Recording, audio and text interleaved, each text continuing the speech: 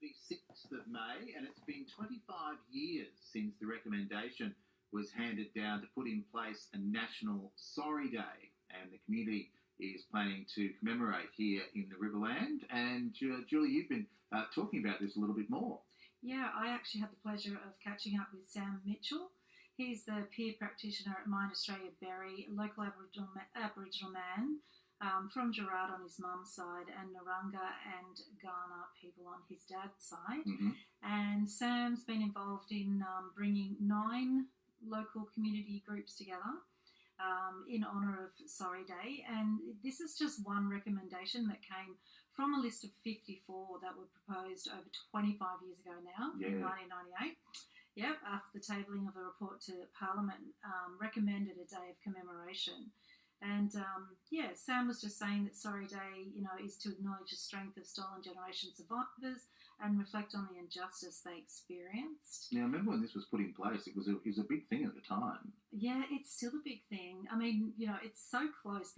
I think people tend to think that the stolen generations happened, forever ago. It's one generation. It's 2 generations. It's your mum and dad. It's your uncles, your aunties, your grandparents. Oh, it's living memory, that's for sure. It's massive. And we've only scratched the surface on this, of course. Mm. There's a lot more healing to do. And, Sam believes that healing comes through education and storytelling and people yarning and passing those stories on. And that's, what he does mostly is education and goes into schools. And he had some groups this week that he said just really warmed his heart, because kids just don't see anything.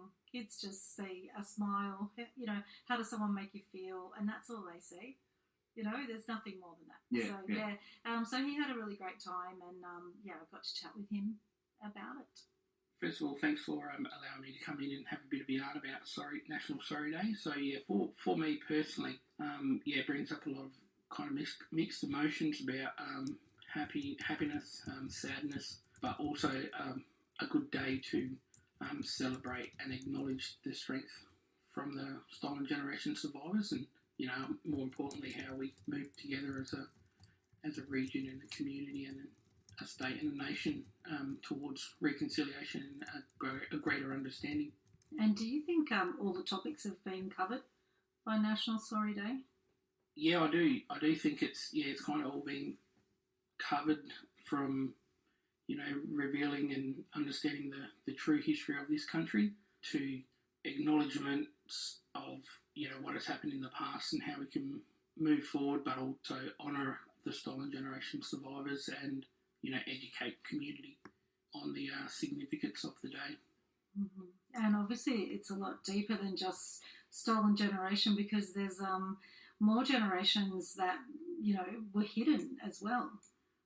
Yeah, I think it does, and I think it once we start unpacking the true history of this country, we do find that there's other hidden stories that could be around people's identity and their lack of identity, because back in those days prior to 67, we as Aboriginal people still came under the Flora and the Fauna Act, so our records, birth certificates and documentation weren't kept, so a lot of uncovered history and uncovered family history, which kind of leads to moving forward as a nation, and some of the people reconnecting with family or finding their family links, like just recently with the Sir Douglas Nicholls round, Jeremy Finlayson from Yalkaputli has got a connection to Sir Douglas Nicholls.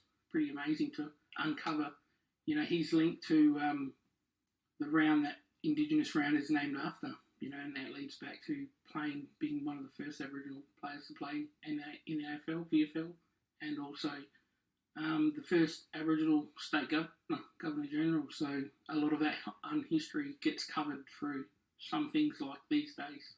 How do you plan on marking the day? Along Mind Australia, along with the Remup Paringa Council and a number of other agencies. I think there's about 8 off the top of my head, all contributing to the day. And we're having a barbecue and just some jewellery making, arts and craft, a day to acknowledge the past and how we can all heal, like I said earlier, about it as a community, a region, a state, and then further on as a nation.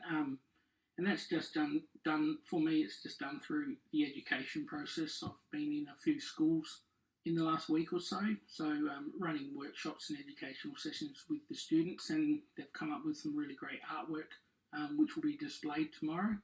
So that'll add a bit of colour to what sometimes can be a bit of a glum day because of the meaning for it. But it's about, for myself, it's about acknowledging the stolen generations and how we can keep their honour and their memories alive, and for further generations, so we can all celebrate and acknowledge this day together. National Sorry Day and Kevin Rudd's National Apology, these are steps towards a more harmonious community, but what other steps do you think we need to take? And it's important you raise about the Apology Day, because that's sometimes the common misconception that community gets mixed up with the 2 days, with the Apology Day and the Sorry Day, and then we might have comments like, why are we apologising for something we didn't do, or what's the difference? So there's a difference. So Sorry Day acknowledges and goes back 25 years ago to when the Bringing Them Home report was tabled to Parliament. In that 694-page report, there were 54 recommendations that came out of that report, and one of those recommendations, recommendation 7A, was to have a National Sorry Day. So from that, a year later, in 1998, the first National Sorry Day was held. Unfortunately, out of those 54 recommendations, very little have been done or completed, and some of those are pretty simple, like just running education sessions in schools and universities, and to help people grow and for us to work together, I guess, yeah. I think so. And just telling the truth in our schools and making it part of the school curriculum from, our history, Australian history, what truly happened.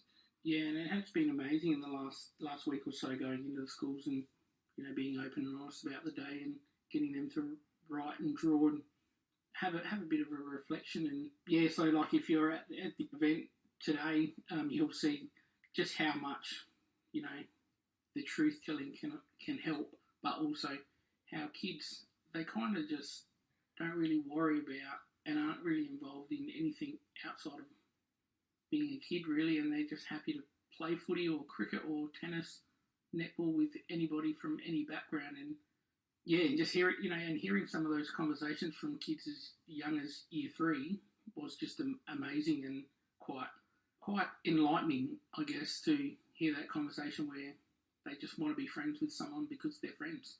Hear and see kids that, regardless of age, regardless of race, colour, ethnic background, or to hear those conversations actually gives me a bit of hope for the future that, it can be a better place, and what's happened has certainly been horrific, and we can't go back and change that, but what we can change is the future and what happens for my kids, my grandkids, and every other generation after that.